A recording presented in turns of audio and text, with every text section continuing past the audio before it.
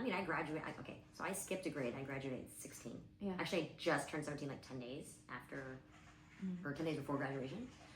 And I remember being like, I'm so excited to get out and not take responsibility for things that are not my responsibility. Mm-hmm. And not get blamed for things that are not things that I did. I'm not the cause of that. Like, my family is so late. So I perpetually, my nuclear family, super always late. To the point that, like, in our house, the clock was set an hour ahead.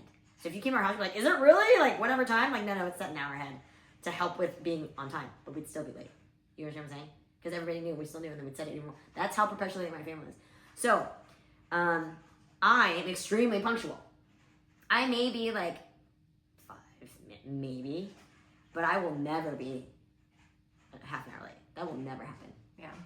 I won't be an hour late. I won't be. So, like, it was funny. There was a point where, like, when I went to New York, I had friends that were introduced to me through my sister. And then when I would meet these friends, they would always come late. And I would be like, oh, I'm here. And I'd be like 5 minutes early. They're like, oh my God, I did not expect you to be early because we run late. No, because when I hang out with your sister, that's not the case. So I was like, oh yeah, that's my family. Like, I'm very different from the rest of my family. And like, okay, so then everybody had to like discuss how like, oh, they're very different people. Like, they're two very different people, right? And so there's being a kid and then like setting your own autonomy. When you finally get to do that and then like you actually carve out your own identity, it's so freeing that like, but it could be my generation too, or maybe the economy, because I see that people have to go back home now. And I'm like, I could never go back home. Oh, you have to, because when you graduate, you have to start paying back your student loans. That's easily like $300 to $1,000 a month, depending on how much you took out. Yeah. Rent is out of control. Yeah. I think I did not have to go home. I was able to go home in the summer, work at a corporate job that I had gotten in an office, and took that money and then paid for my own. I paid for my own college. Yeah. That's what my mother-in-law says. She's like, I paid out of pocket for my school. I paid out of pocket for my tuition. It was $997 a semester. That's what I paid for San Diego State. What is it now? I don't know. And what is minimum wage now? Like, that's what I want. Minimum wage at the time was $4.10. But I was making $15 an hour at my corporate job. And then I would save all that money, and then I would use that for the whole year. It was hard, dude. I would like didn't eat. Like, it was very difficult. It's not like, oh, I was. And then I ended up picking up like a retail job. There was a point where I stopped going home in the summer, and I just stayed in San Diego and just worked through.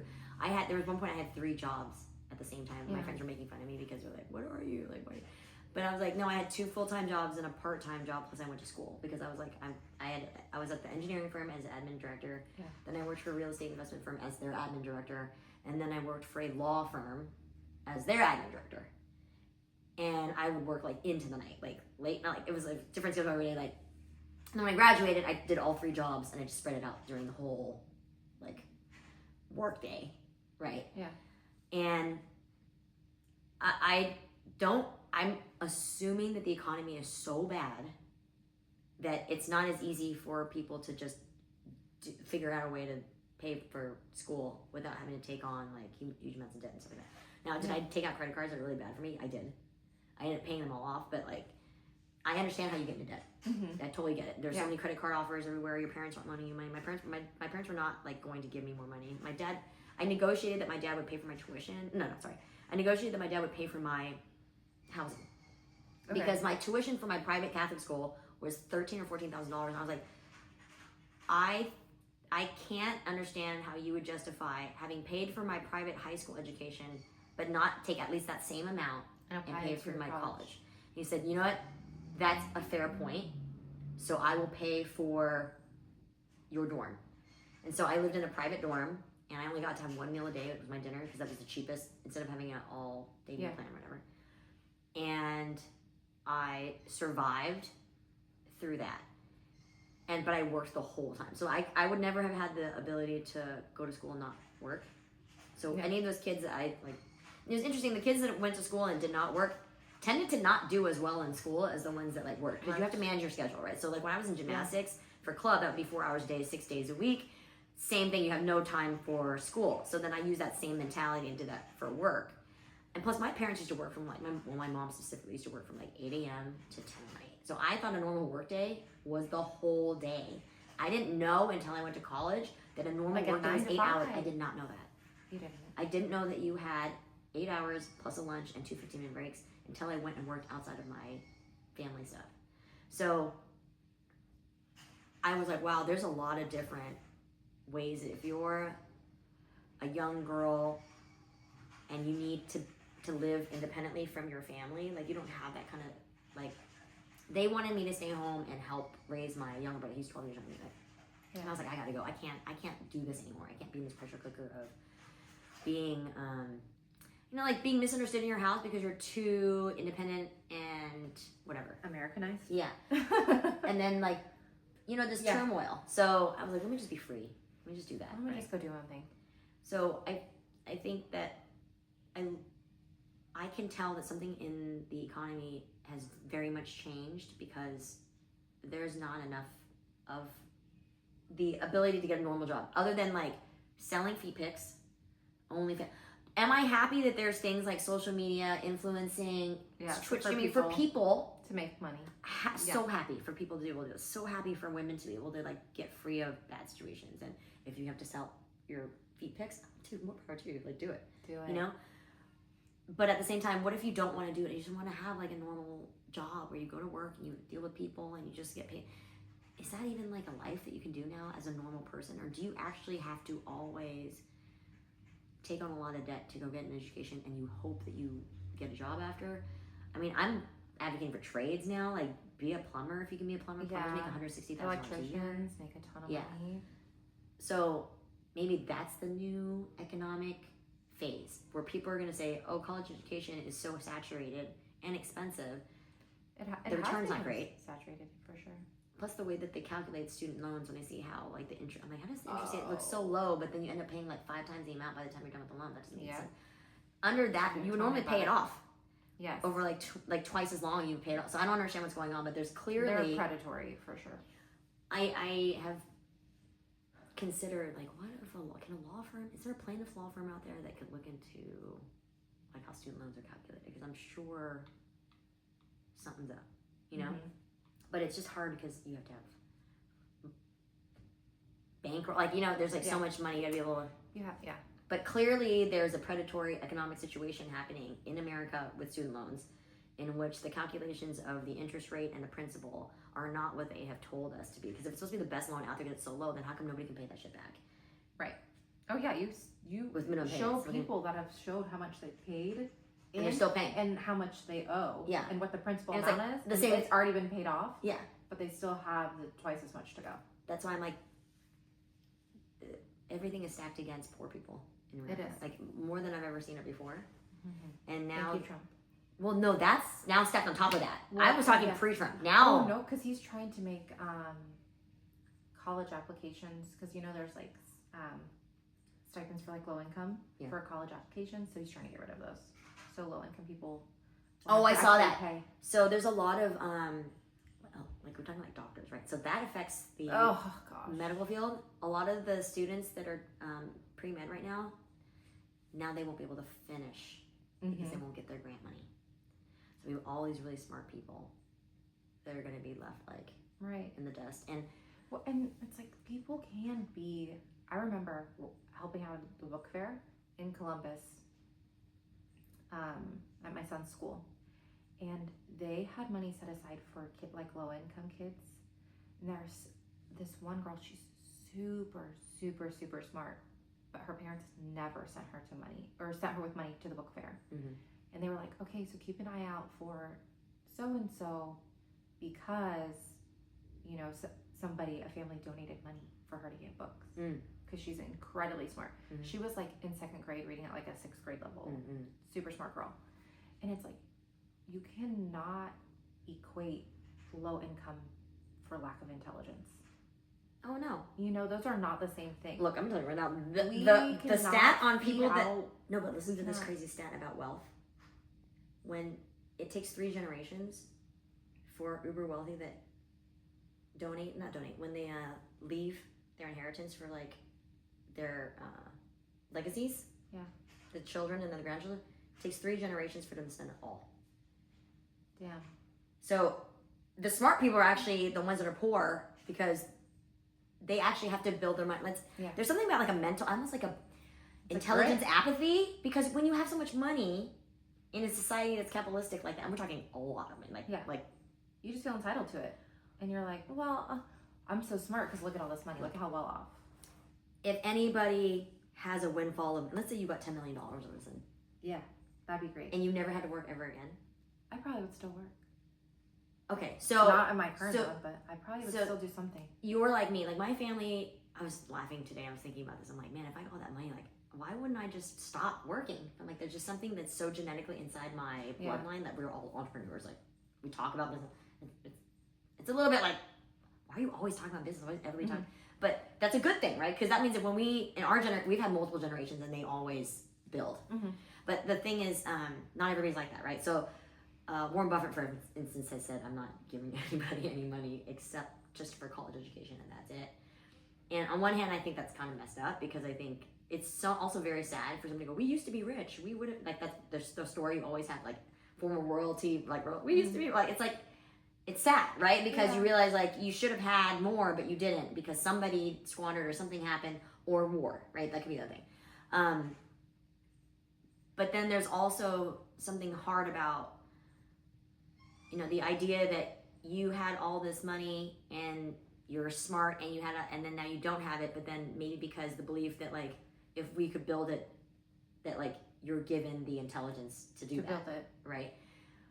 But Donald Trump is a perfect example of how, like, wealth generationally doesn't equate, right, to intelligence. And it may even be that there's something about the apathy of the brain, just like, when you've read the thing about ChatGPT, people that use ChatGPT all the time, they start to not, and you were saying, like, you actually know somebody that literally cannot form a sentence anymore without ChatGPT. Can't even form a text message. She has to put it through ChatGPT. So the apathy of the brain, when you don't have to think or do anything, or you have people do things for you. ChatGPT is basically old people having servants. Yeah, your brain is a muscle. You have to use it. If you do not use it, you lose it. It's like learning a language. If you don't practice using the language and all the time, you're going to forget how to speak the language. Yeah, so I think that's when you're saying, like, well, all poor people are smart. I'm like, of course, like, lack of... Because they're hustling, they're grinding, they have to think. A lot of the smartest people I know were not born into wealth. And then there are people that are smart that were born into wealth, and then in their families, they require them to still earn and do something. And they maintain. But there are also families, like the Johnson & Johnson family. I watched, actually it was a documentary about, it's called Born Rich, and Ivanka Trump is in it. This is a very good documentary. This is when she talks about her dad, like, being bankrupt and all this other, and there's also, like, other weird stuff going on in there where you're like, this would be a time to watch it, honestly, because now with, like, different understanding. What's it on? No, this is, you probably just look for it. Born Rich, and it'll just come, because it's so old. Because Ivanka Trump is, like, 16 in this documentary, okay? But they talk about the Johnson & Johnson family are in there, and there's generally a rule that when you're rich, you don't talk about, like, really uber rich, you don't talk about. This is like the Rothschild family. Do you know the Rothschild banking family? They actually the people that started Israel, like, literally created the state of Israel. Like, straight up. Lord and Lady Rothschild from the UK. Yeah.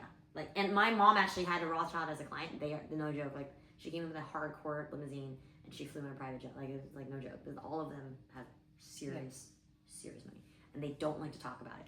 So there's something about when you're uber ridiculous rich, where they're like, dude, don't try to come and work for the company because they don't want you to fuck it up.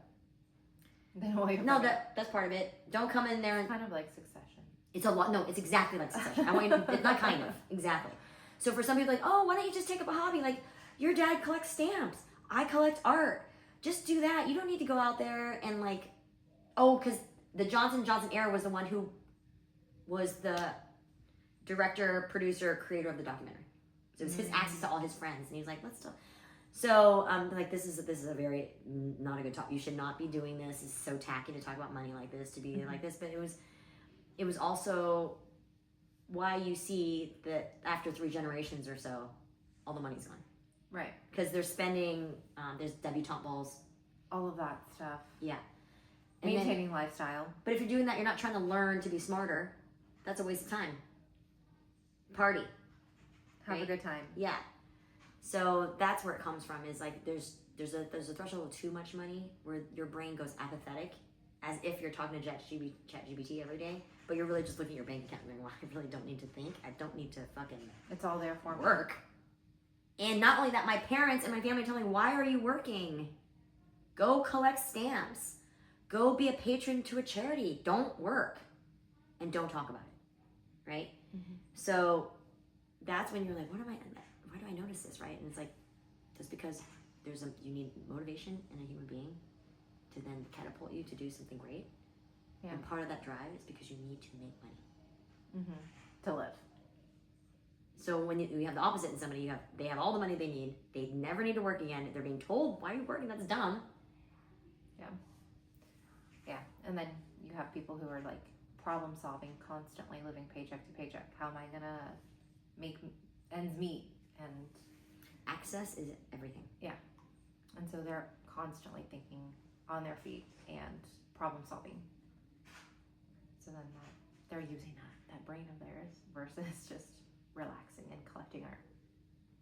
But I think those people, there is a path, upward mobility. I think like running for office is one of those paths. Because you don't have to have any pedigree to run for office. And nowadays. I wish more people that came from low income homes would run for office, because I feel like that is such a relatable, like, it's right now with the way that the economy is, I feel like so many people relate to those financial struggles. Yeah. And if you could get in there and fight for actually lowering the price of groceries and things like that, yeah, people would love that. It's just making sure that you have the credentials to do so and know how to do so once you get into office. Well, that's the thing about like, so Vote Run Lead's thing that caught me was we had this thing that was called Run As You Are. Yeah. And it really like spoke to me because it was speaking to how women always think that they have to be fully prepared before they do anything really women. great. And so Run As You Are is just saying like, you're ready right now. Do it. And it was helpful because honestly, the first time that Donald Trump got elected, that was when women go, oh my God, if this moron can do it, I can definitely run. And that's why it was like 50,000, after like 46,000 people registered, or women registered. And it was like one of the largest registration processes to run for office that like we had ever seen. And so when it came the second time around, again. So that's why I was like, okay, the bad thing about him being elected is obviously all these things. The good thing about him being elected, it makes people stop being apathetic. It forces people to activate themselves and join the cause. And hopefully it'll last long enough that it reminds everybody what an active government, a citizen government, a democracy means, and why you can't ever think that the work is done or that we've made it and you don't participate. The work is never done. So we're forever evolving and growing. Like, that's one thing, like how we're talking about like the big beautiful bill. Yeah. And I was like, even though it's not going to pass, but then it passed. I mean, even though it's going to pass, you still have to do the hard work and call. Like, you always have to. Yeah. You always have to do, even though you feel like, or I felt like it wasn't going to amount to anything.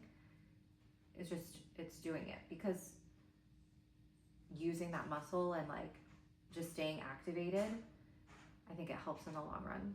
Yeah. And I think everybody was so fucking chill during Biden's administration, because we're like, oh, oof. January 6th happened. Donald Trump's not going to get reelected because of it. He's going to go to jail because the FBI is investigating him because of January 6th. Oh, we can take it easy. And now look at where we're at. Well, there was another, I don't know if it was a meme or whatever I saw that was really actually good, because it said, next time a MAGA person like says something, just tell them, you know, that he's never won an election against a man. Mm-hmm.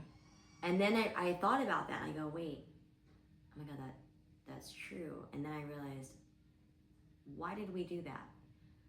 And why that's the consistent thing. And it was because we thought that against him, a woman would win. I remember our thinking was like, oh, he's gonna run? Oh, well, this is freaking easy to have a logical, smart woman. This is when we can get a woman in. So then you're thinking you can run it against a woman against him, not understanding how deep the misogyny was. Yeah. I honestly, until that I would pick Kamala Harris's personality, soul inside Donald Trump's body. I'm like, so then you voted for Harris. Mm-hmm. Do you see what I'm saying? I was just like, what? I thought you were a fan of Donald Trump. It's only because he's encased in the misogynistic, chauvinistic package that most people are super comfortable with.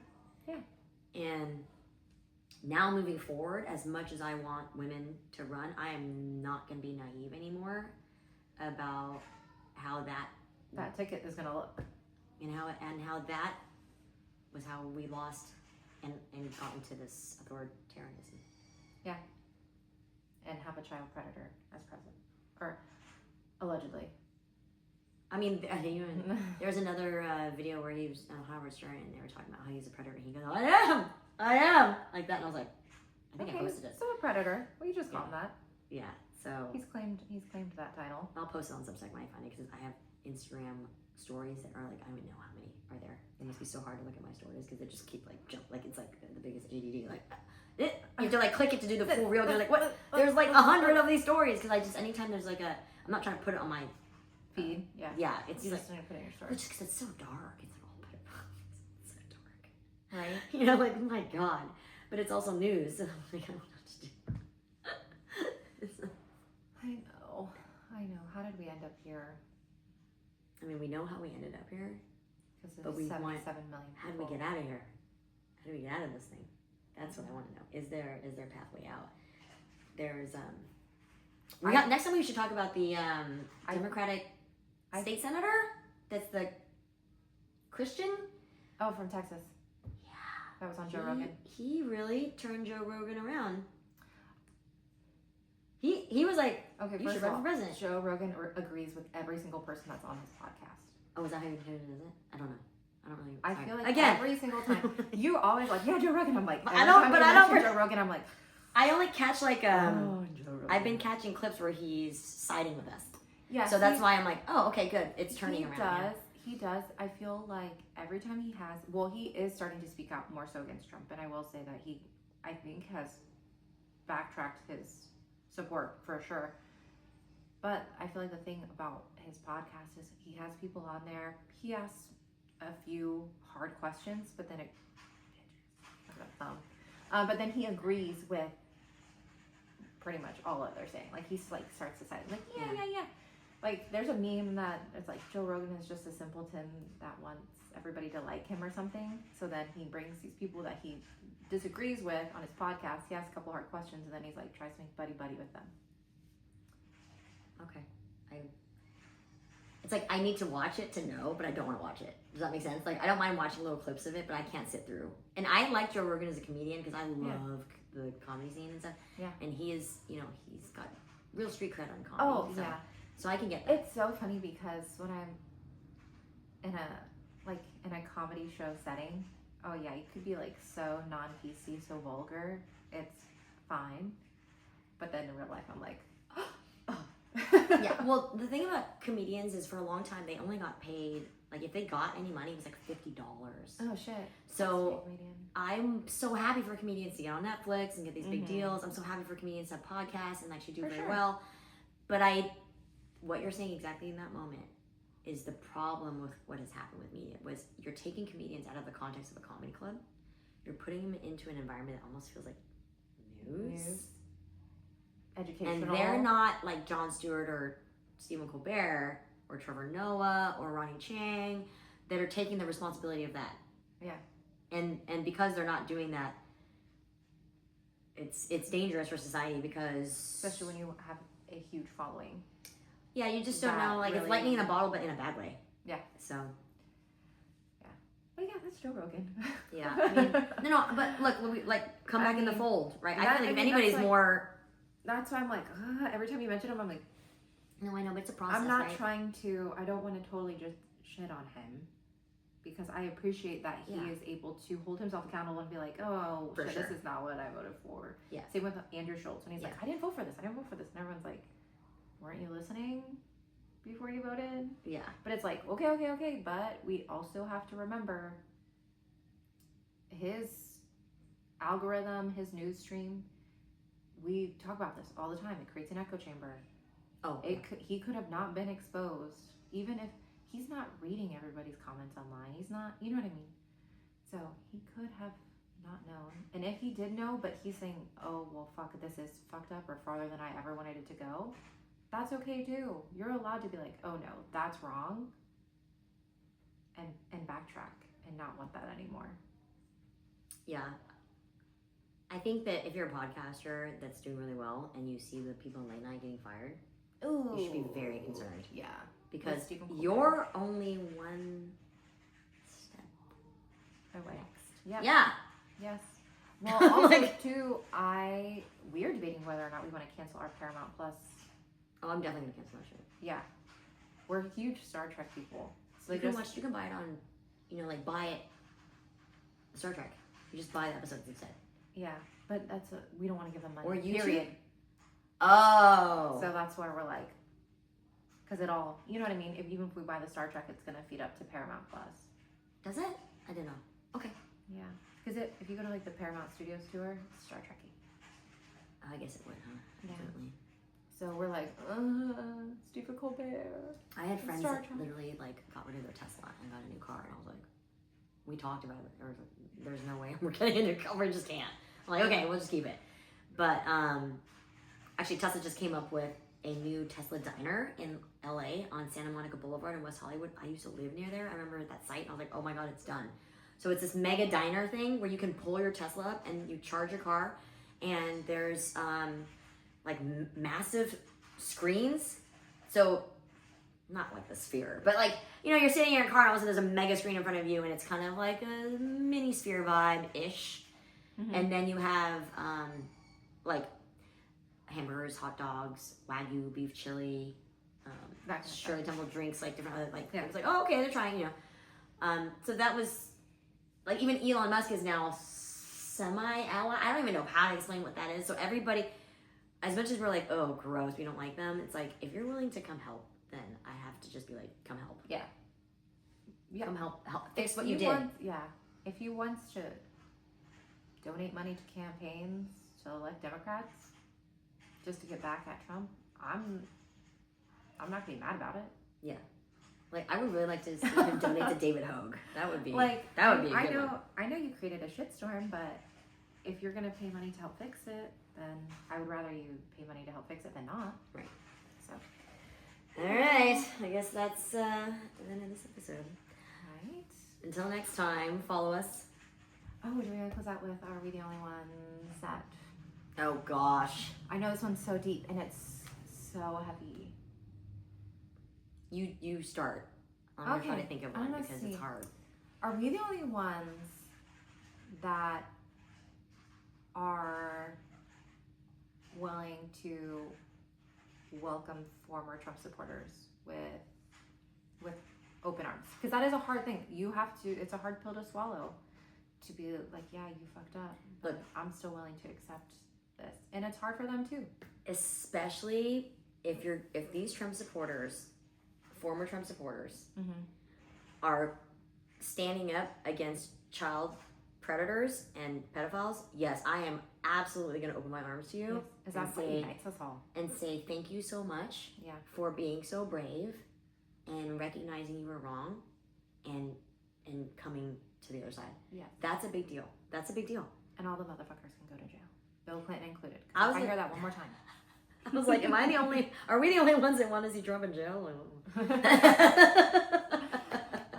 But yeah, give us a follow on Instagram at Are We The Only Ones Pod, as well as our YouTube and our Substack. I believe our TikTok is the only one that's at Are We The Only Ones Podcast. Yep. That's where you can find us. Send us an email. Let us know how you're feeling at arewetheonlyonesepod@gmail.com. Or comment in our Substack. Let us know. Or even just click like. Or subscribe for free. Don't put in a credit card number. Just subscribe. You can do the skip whatever free. There's a free option in the Substack. Let us know you're there. Yeah. You'll be the first ones to know whenever we publish or anything. You'll be like literally the first ones to be notified. Right. And we can build our Yeah, audience and then with you. on Spotify, make sure you give us a follow or subscribe so that you can get our latest episodes. And be sure to give us a rating too. That would be super helpful. Thank you. All right. Until next time. Bye. Bye. I just thought of something. We should do lives. We should just go live. Just go live Maybe we should start going live. on That's Instagram. on and just- Substack. On Substack and just do it. Because there's a live option on there. Mhm. We just go live and then we control. And we're like, we really could. Because now, if I think that there's something about like if you go live